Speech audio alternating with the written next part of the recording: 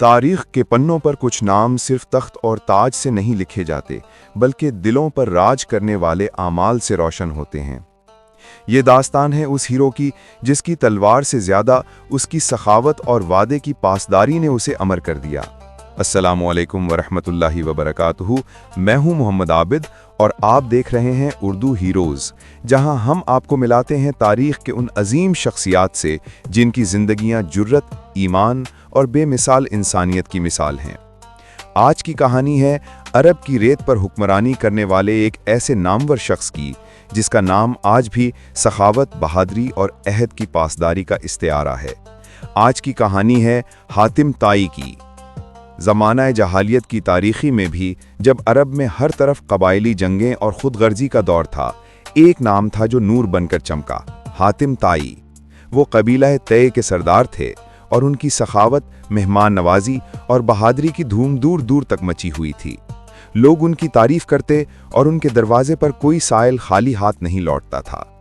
हातिम ताई के पास एक घोड़ा था जिसका नाम अशमल था। ये एक बेमिसाल घोड़ा था, तेज़ रफ्तार, खूबसूरत और हातिम को अपनी जान से भी प्यारा।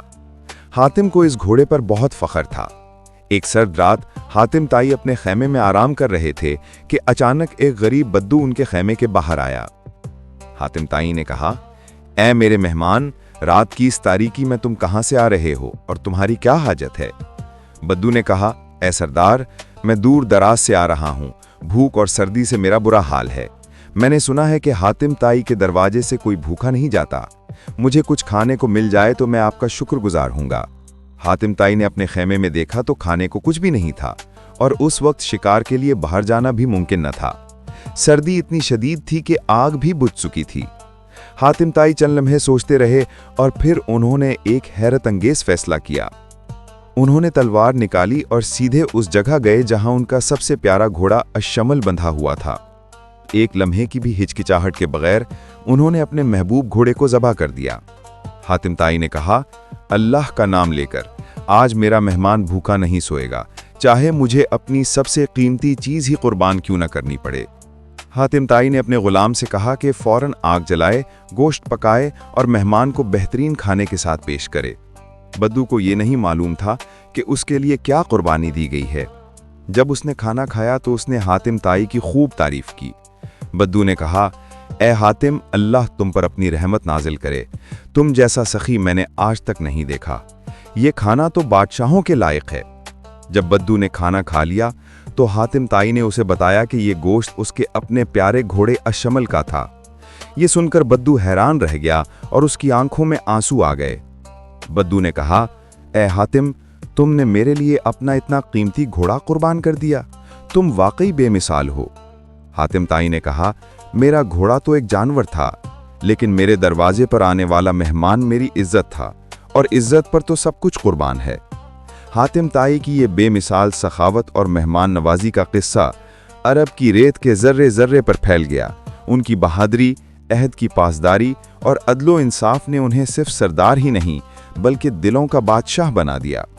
जब एक बार किसी ने उनसे पूछा कि उनसे बड़ा सखी कौन है, तो उन्होंने कहा कि एक गरीब शख्स जो अपना सब कुछ दे दे वो ज़्यादा सखी है। क्योंकि मैं तो मालदार हूं, लेकिन वो गरीब अपना सारा सरमाया कुर्बान करता है।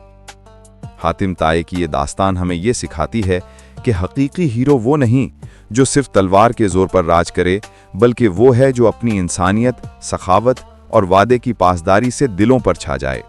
उनकी ज़िंदगी एक पैगाम है कि किसी को फ़ायदा पहुंचाने से, किसी की मदद करने से अल्लाह के यहाँ हमारा मकाम बुलंद होता है।